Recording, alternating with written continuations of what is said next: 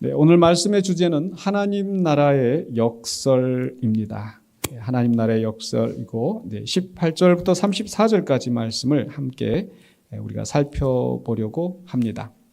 역설이라고 하는 것은 문자 그대로의 의미는 이제 거꾸로 말하는 것이다. 이렇게 볼 수 있겠죠. 거꾸로 말하는 것이다. 그러니까 역설법이라고 하는 것은 이제 얼른 듣기에는 이제 모순되고 불합리한 것 같지만 잘 생각해 보면 그게 진실이 거기에 있는 것을, 진리가 거기 있다는 것을 알게 하는 그런 방식입니다.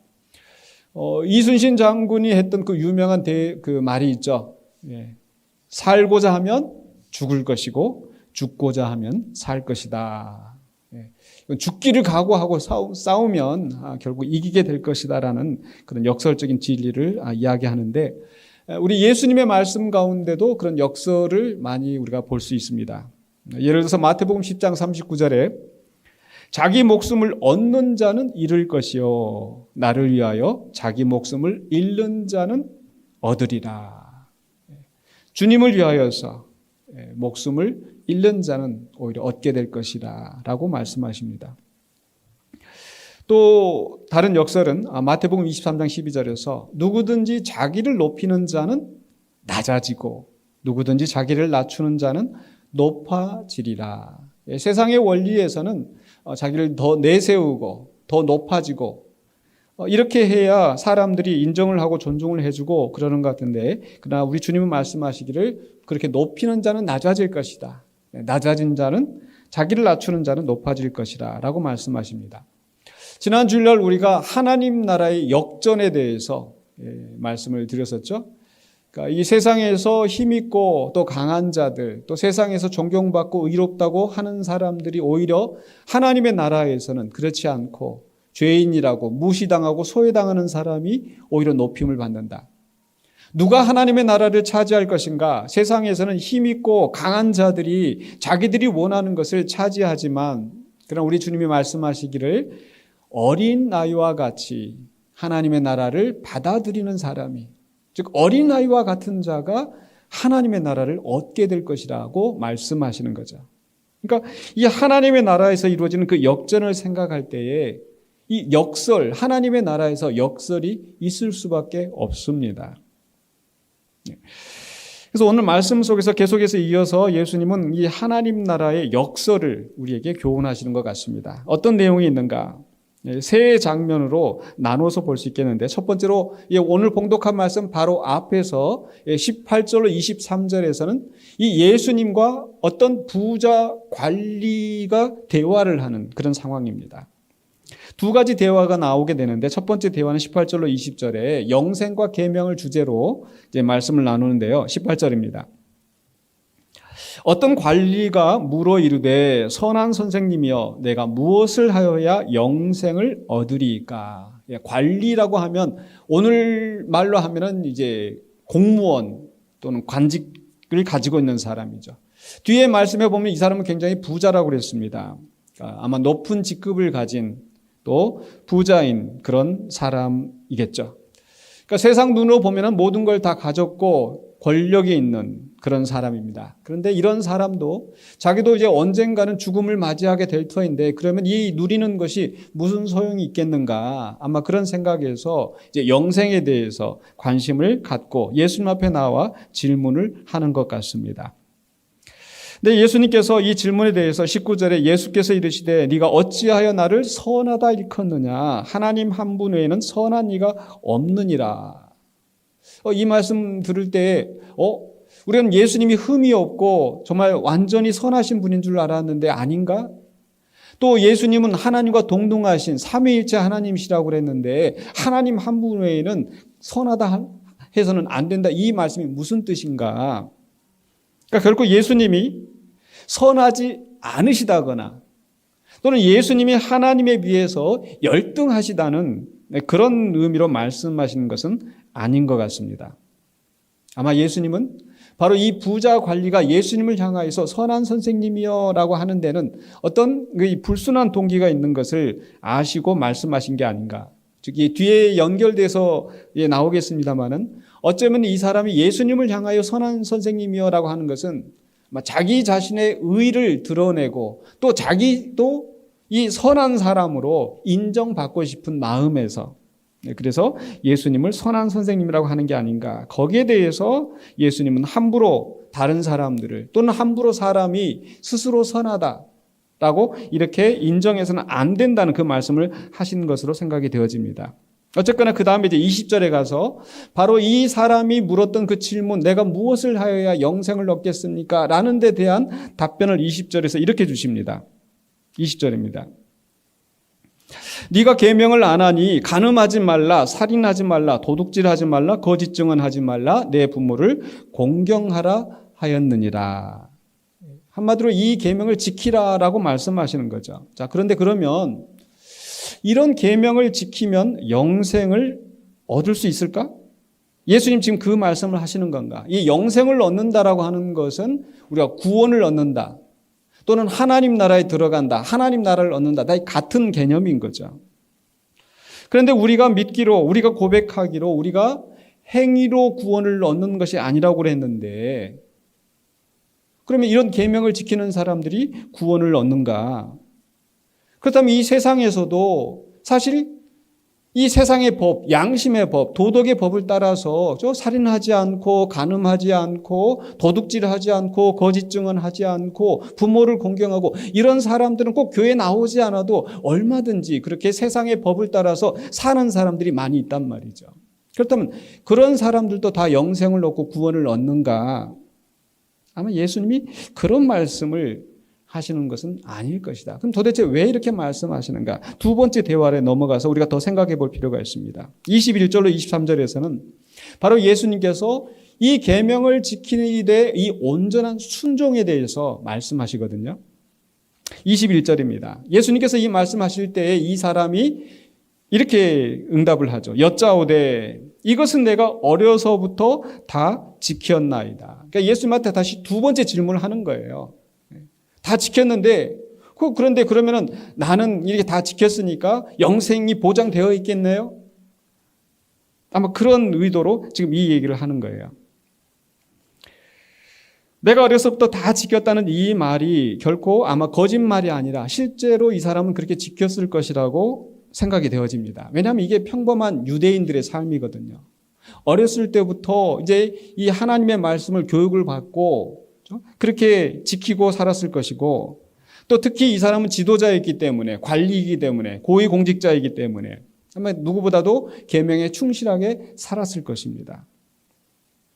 근데 이 사람의 문제는 뭐냐면, 아마 내가 이렇게 계명을 다 어려서부터 다 지켰기 때문에 나는 선한 사람이죠. 나는 의로운 사람이죠. 마치 앞에서 바리새인과 세리의 그 기도하는 그 비유에서 바리새인이 스스로 의롭다고 믿었던 것처럼, 그래서 아마도 이 사람이 예수님 앞에 나와서 선한 선생님이요, 그러니까 자기도 그만큼 선하고 의롭다라고 하는 것, 그런 것을 드러내고 싶었다는 거죠. 그러나 예수님은 뭐라고 말씀하십니까? 이것으로 부족하다고 말씀하시죠. 22절에서 예수께서 이 말을 드시고 네게 아직도 한 가지 부족한 것이 있다. 그러니까 이렇게 계명을 지키고 살인하지 말라, 도둑질하지 말라, 가늠하지 말라 이렇게 안 하고 계명을 지킨 것만으로 다 했다고 착각하지 말라는 거예요. 그것만으로 네가 선하다고 생각하지 말아라. 그럼 그 다음에 뭐라고 말씀하신 거예요? 그 한 가지 부족한 것이 있으니 네게 있는 것을 다 팔아 가난한 자들에게 나눠주라. 그리하면 하늘에서 네게 보화가 있으리라. 그리고 와서 나를 따르라 하시니. 자, 그러면 이 말씀 속에서 지금 예수님께서 이 사람을 향하여서 네게 한 가지 부족한 것이 있다. 그 부족한 게 뭐겠습니까? 얼핏 우리가 생각하면은 이 사람이 지금 돈이 많으니까 그걸로 이렇게 구제를 해야 되는구나. 자기 혼자 이렇게 욕심내고 자기 혼자 이렇게 배불리 사는 것이 아니라 구제를 해야 되는 거구나. 이렇게 생각할 수 있는데, 자, 그렇다면 이 세상에서도 주님을 알지 못하는 사람도 그렇게 구제하고 남을 위해서 선한 일을 하는 사람이 참 많이 있습니다. 그렇죠? 그러니까 그런 사람들은 아마 그렇게 살인하거나 도둑질하거나 이런 것도 아마 하지 않았을 거예요. 자, 그렇다면 이렇게 계명을 잘 지키고 이렇게 또 자기에 있는 재산을 가지고 다른 사람한테 구제하고 착한 일을 하고 선한 일을 하고 그렇게 살면은 영생을 얻고 구원을 받을 수 있다는 말일까요? 아마 그것은 이 성경에서 말씀하고 있는 우리 구원의 원리와 배치되는 것이기 때문에 아마 예수님께서 그런 의미로 말씀하지는 않으셨을 것이다. 그럼 도대체 예수님은 왜 이렇게 말씀하셨을까? 저는 바로 예수님이 이 사람의 문제가 무엇인지 그 중심에 무엇이 있는지를 지금 드러내신 게 아닐까. 즉, 그 예수님이 하시는 말씀을 듣고 이 사람의 반응이 어떠했어요? 23절에 그 사람이 큰 부자이므로 이 말씀을 듣고 심히 근심하더라. 심히 근심하더라. 그러니까 다른 그 복음서에 똑같은 상황을 묘사한 다른 복음서에 보면 이 사람이 슬픈 기색을 띠고 가니라. 그렇게 말씀하고 있거든요. 자, 그럼 다시 예수님이 하셨던 말씀. 그냥 네 재물을 다 팔아서 가난한 사람들에게 나눠줘라. 그리하면 네가 영생을 얻을 것이다. 이렇게 말씀하셨어요. 그게 끝이 아니죠. 그 다음에 하신 말씀이 뭐였어요? 다 이렇게 재물 나눠주고 그 다음에 그리고 나서 나를 따르라고 말씀하셨던 거예요. 그런데 이 사람은 그 예수님의 말씀대로 하지 않고 오히려 예수님을 따르지 않고 예수님을 떠나서 자기의 삶의 자리로 돌아갔단 말이죠. 자, 그러니까 이 사람의 마음에는 중심에는 지금 뭐가 있는 거예요? 뭐가 중요한 거예요? 자기의 재물이 중요한 거예요.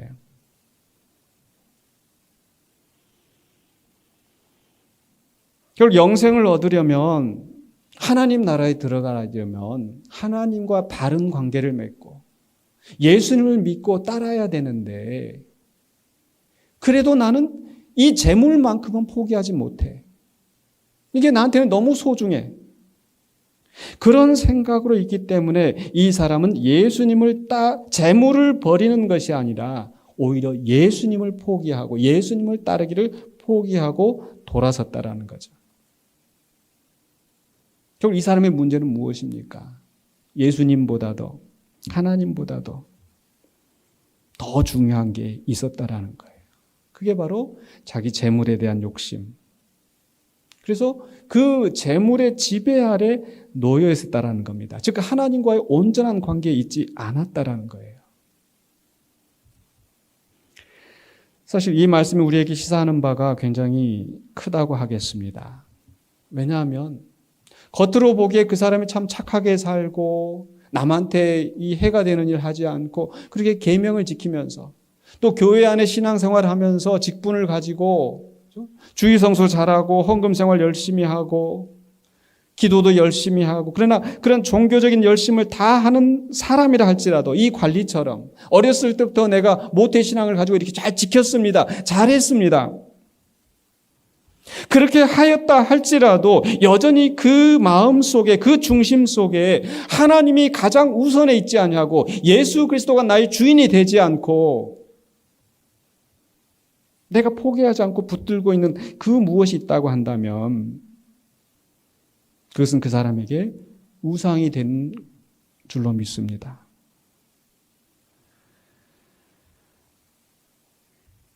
우리는 이러한 잘못된 신앙에서 벗어나야 합니다. 무엇보다도 우리가 예수님이 가장 귀한 분이고 하나님을 아는 것이 나에게 가장 복된 것임을 우리는 고백할 수 있어야 합니다. 그게 바로 온전한 하나님의 자녀여 예수 그리스도의 제자가 되는 줄로 믿습니다. 실제로 바울은 그런 고백을 하는 모범을 우리에게 보여주었어요. 바울 하면은 예수 그리스도를 알기 전에 얼마나 대단한 사람이었습니까? 빌립보서 3장 5절로 6절에 이렇게 자기 자신에 대해서 이야기합니다.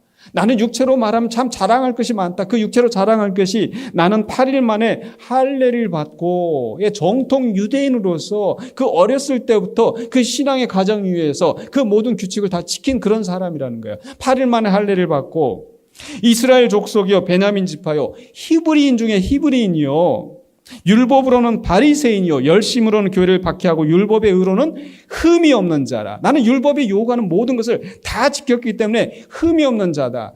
누구 앞에 가서도 내가 자랑할 수 있다.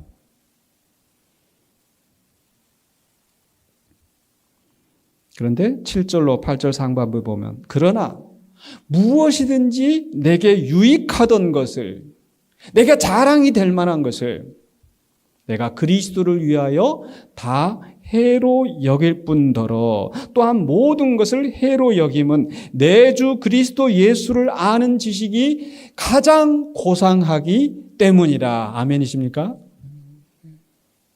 내가 세상의 어떤 자랑도, 내 어떤 그 배경도 그리스도보다 귀하지 않다라는 거예요. 그리스도를 아는 것이, 그리스도를 믿는 것이 가장 고상한 지식이라는 거. 그래서 3장 8절 하반부와 9절에서 내가 그를 위하여 모든 것을 잃어버리고 배설물로 여김은, 참 고상하게 표현되어 있지만 내가 모든 것을 뭐처럼 여겼다고요? 배설물로 여겨, 똥처럼 여겼다는 거예요. 그렇게 한 이유가 뭡니까? 그리스도를 얻고 그 안에서 발견되려 함이니. 그리스도를 얻고 그 안에서 발견되려 함이니. 이 세상의 모든 것들을 내가 다 잃어버리고 버렸을 때 그리스도를 얻게 된다는 거예요. 즉 그리스도가 가장 우선순위에 있고 가장 최고의 것인 것을 고백하는 거예요. 그렇게 했을 때 내가 가진 의는 율법에서 난 것이 아니요 오직 그리스도를 믿음으로 말미암은 것이니 곧 믿음으로 하나님께로부터 난 의라. 아멘. 내가 계명을 지켜서 의롭다 한들 얼마나 의로울까요? 율법으로는 흠이 없는 자를 할지라도 그것만으로 내가 하나님 앞에 내가 의롭다고 할 수 있을까요? 그렇지 못하다는 겁니다. 오직 믿음으로 하나님께로부터 난 의, 그리스도로 말미암은 의가 있을 때 우리가 하나님 앞에 흠없고 순결하게 서게 되는 줄로 믿습니다. 그러나 이 부자 관리는 자기가 계명을 지키는 것만으로 의롭고 선하다고 착각을 하였고 그것으로 영생을 얻을 수 있다고, 자기가 뭔가를 해서 영생을 얻을 수 있다고 생각하고 그 속에서 나를 따르라고 하시는 그 예수님의 말씀에 순종하지 않고 자기 재물을 포기하지 못하고 자기 의에, 자기의 한계에 매여 있었다라는 겁니다. 이게 그 사람의 문제인 거예요. 오늘 우리는 그런 부자와 관리와 같이 되지 아니하고 온전히 그리스도를 믿는 믿음으로 의롭다함을 얻게 된 줄로 믿습니다. 아멘. 자, 그리고 났더니 이제 그 사람이 떠나고 난 다음에 이제 24절로 30절 오늘 봉독한 말씀 속에서 예수님이 제자들에게 교훈하시는 거예요. 예수님과 제자들의 대화가 이어집니다. 역시 두 번의 대화가 나오는데 첫 번째 대화는 이 사람들이 하는 말, 그러면 누가 구원을 얻을 수 있단 말입니까? 이 구원의 가능성에 대해서 사람들이 의심을 하고 불안해합니다. 24절 25절에 예수께서 그를 보시고 이르시되, 그 사람이 슬픈 기색을 띠고 예수님을 떠나가는 것을 보시면서 이 무리들에게, 그 자리에 남아있는 사람들에게 말씀하시는 거예요.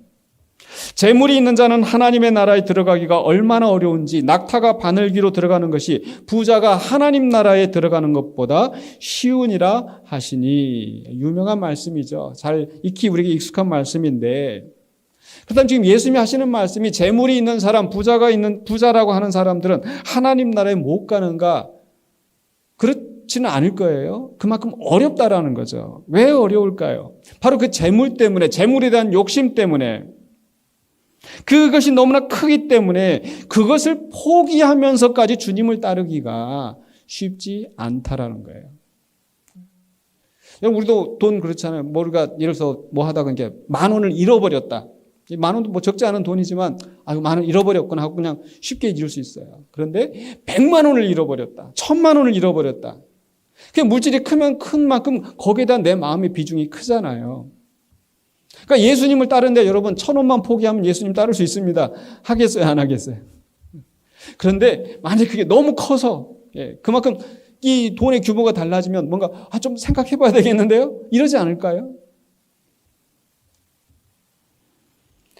재물이 큰 만큼, 내가 가진 것이 많은 만큼, 내가 그만큼 높은 위치에 있는 만큼 예수님을 따르기 위해서 내가 그것을 포기해야 한다면 거기에 대한 미련이 그만큼 많이 남을 수밖에 없다라는 거죠.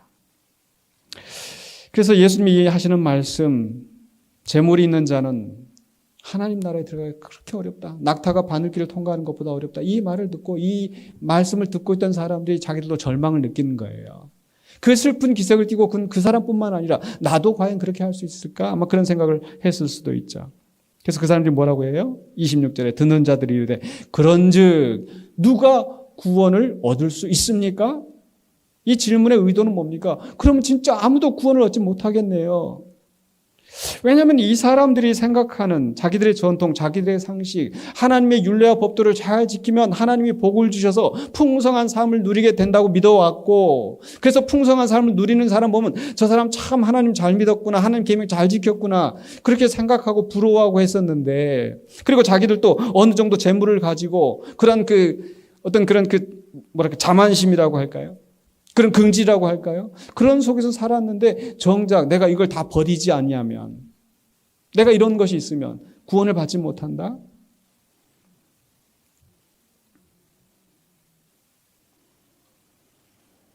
그 다음에 예수님이 하시는 말씀 27절에 이르시되 무릇 사람이 할 수 없는 것을 하나님은 하실 수 있느니라.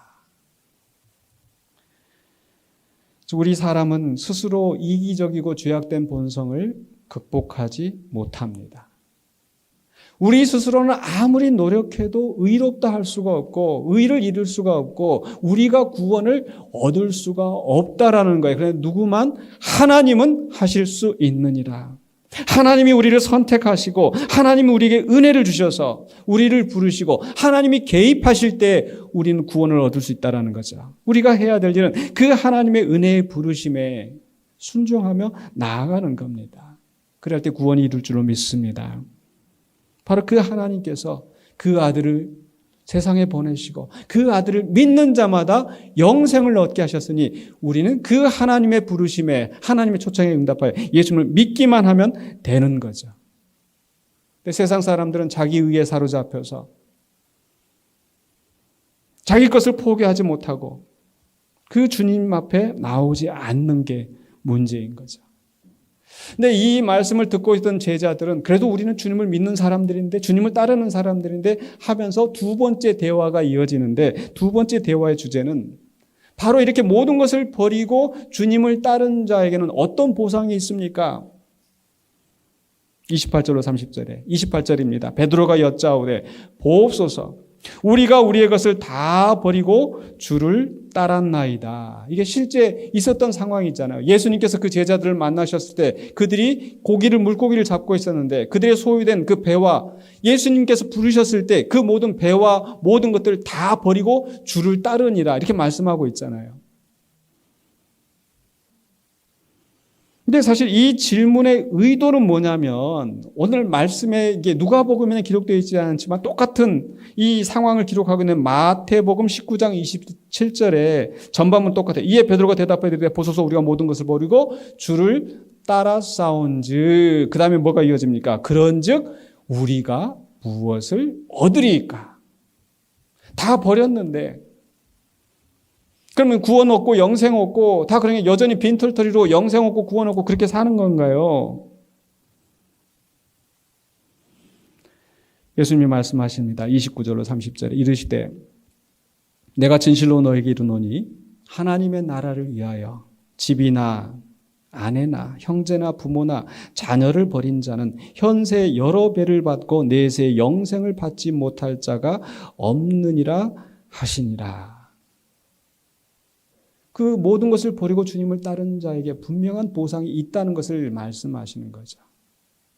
그렇다고 이 말씀대로 야, 나 집 다 팔고 다 교회다 헌금하고 아내도 버리라고 했으니까 아내하고 이혼하고 형제나 부모도 다 무시하고 예수님이 말씀하시는 의도는 그게 아니죠. 하나님 나라의 역설, 하나님의 나라를 위하여서, 그리스도를 위하여서, 때로 내가 희생하고 다 모든 걸 포기하고 버리는 것 같지만 그건 버려지는 것이 아니라 하나님이 더 큰 것으로 채워주신다는 것을 말씀하시는 겁니다. 제자들은 아마 이 이야기를 듣고 아마 어느 정도 뿌듯했을 것 같아요. 그렇지, 내가 다 모든 걸 버리고 주님을 따르는데 그 정도 보상은 있어야지. 그런데 이 말씀뿐만 아니라 이 제자들이 하는 그런 그 말들, 다른 상황에서 그걸 보면은 제자들이 지금 모든 걸 다 버렸다고 하지만 아직 버리지 못한 게 있는 것 같아요. 제자들의 한계가 있는 거예요. 제자들이 무엇을 버리지 못했을까요? 제자들이 무엇을 버렸다고 이야기하고 있습니까? 아까 28절에 예수님 보세요. 우리가 우리의 것을 다 버리고 주를 따랐나이다. 우리의 것이라고 하는 것은 내게 속한 거, 내 소유, 내 배, 내 재산, 내 가족관계 이런 것들 다 포기하고 주님을 따랐습니다라고 하는 거잖아요. 그런데 아직 버리지 못한 게 뭘까? 제가 생각하기는 이 제자들은 여전히 자아를 버리지 못하고 있다. 우리에게 속한 것, 내 소유는 버렸을 망정 여전히 자아가 살아있는 거예요. 뭘 보면 알 수 있느냐? 이 사람들이 지금 길을 가면서 이 제자들이 뭘 가지고 다툽니까? 누가 더 큰 자인가? 누가 더 높은 자리에 앉을 것인가? 명예를 위하여서, 자신들의 유익을 위하여서 여전히 다투고 있는 거예요. 이게 제자들의 한계입니다.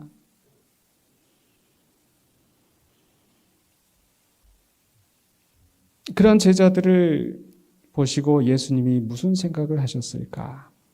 그래서 그 다음에 말씀이 이어지는데 31절로 34절에 예수님께서는 바로 자기 자신에 대해서 예고하십니다.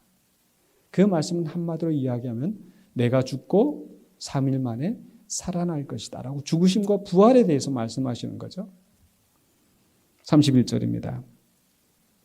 예수께서 12제자를 데리시고 이르시되 보라 우리가 예루살렘으로 올라가노니. 지금 예수님께서 이 누가복음 계속 이 말씀, 이 상황들 여러 가지 비유, 여러 가지 가르침을 하시는 상황이 지금 계속 누가복음 9장 이하에서 예수님께서 예루살렘을 향하여 가시기로 결심하시고 지금 한 걸음 한 걸음 가시는 길이거든요. 근데 예수님께서 우리가 지금 예루살렘을 올라가는데 선지자들을 통하여 기록된 모든 것이 인자에게 응하리라. 선지자를 통하여 기록된 게 뭘까요?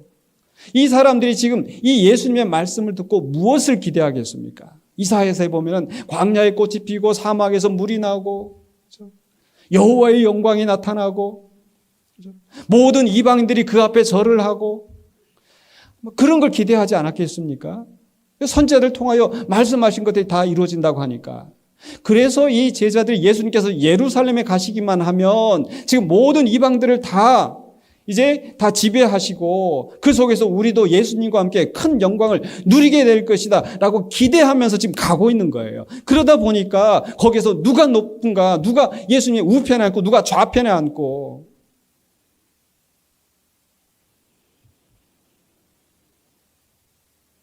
그러나 그런 제자들의 기대와 달리 예수님이 하시는 말씀은 정반대를 말씀하시는 거예요.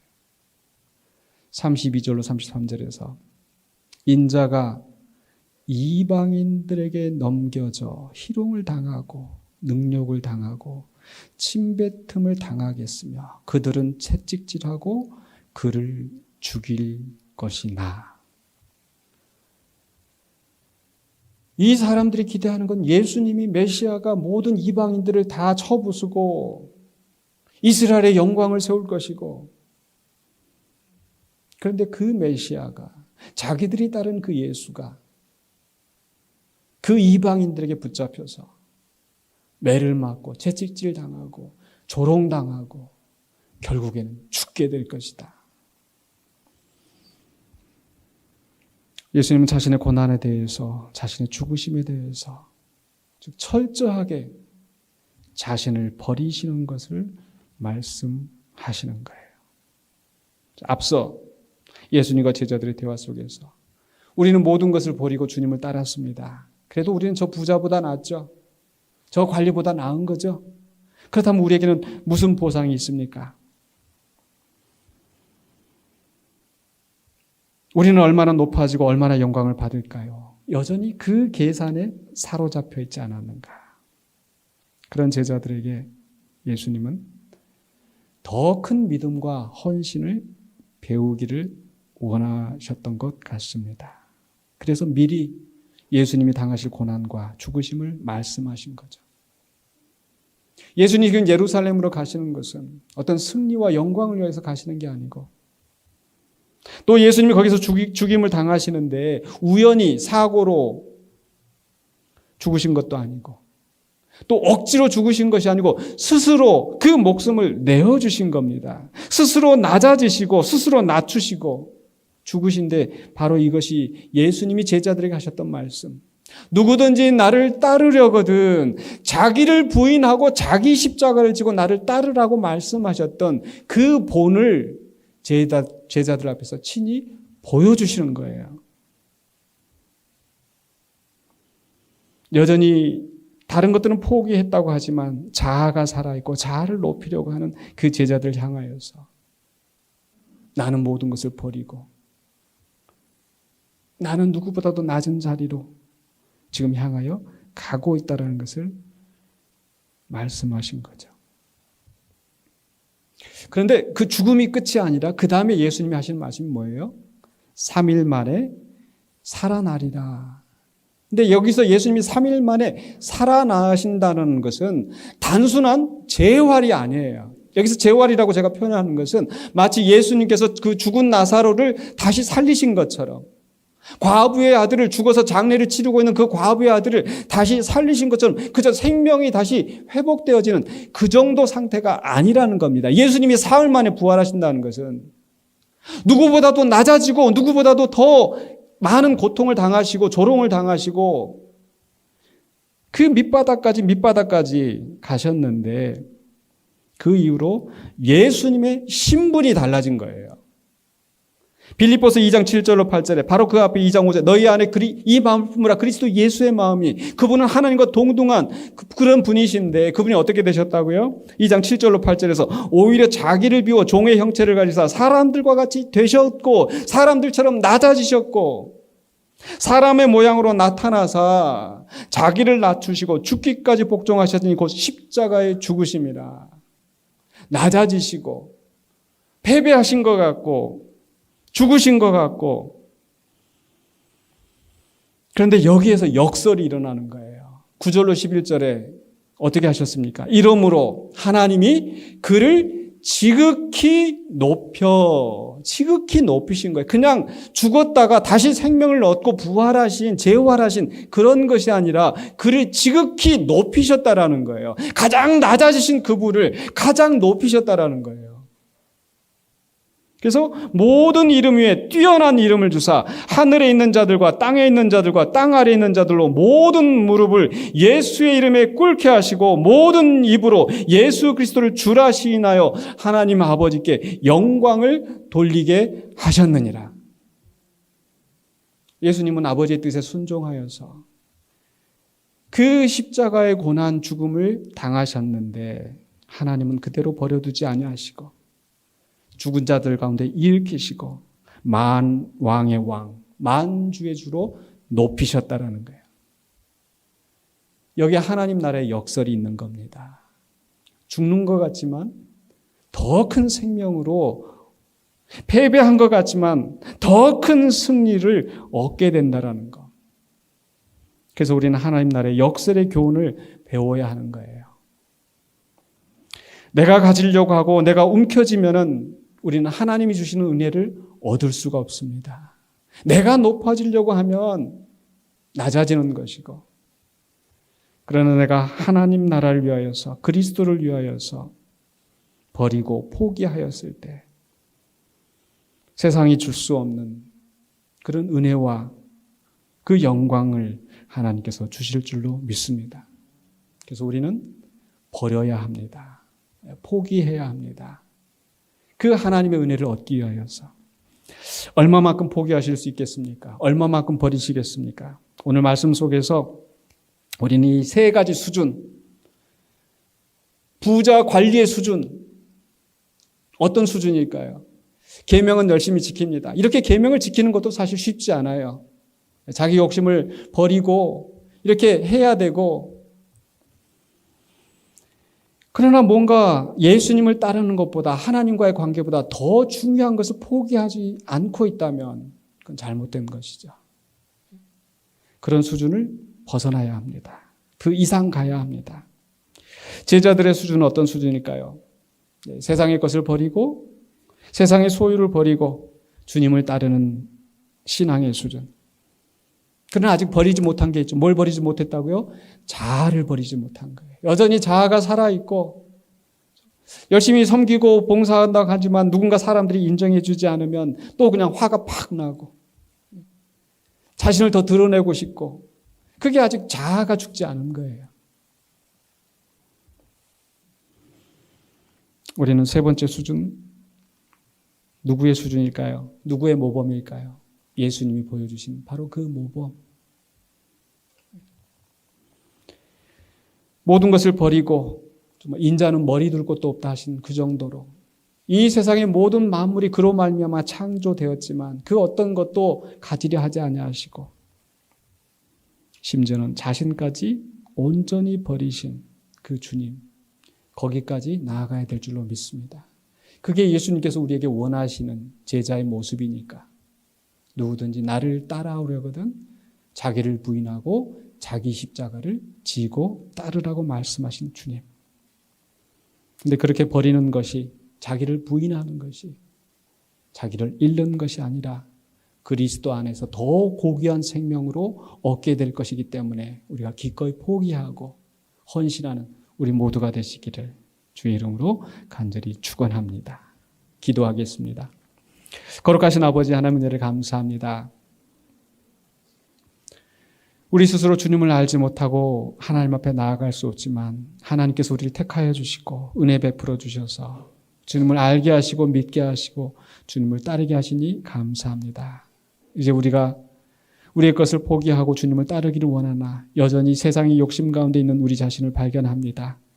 여전히 나 자아를 버리지 못하고 자기를 부인하지 못하고 여전히 미련이 남아있는 우리의 모습을 주님 앞에 고백합니다. 주님 용서하여 주시고 온전히 주님이 가신 그 길을 우리가 따를 수 있도록 주님 변화시켜 주시옵소서. 결단하게 하여 주시옵소서.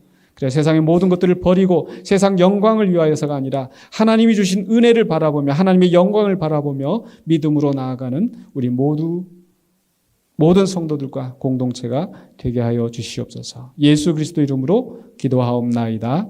아멘.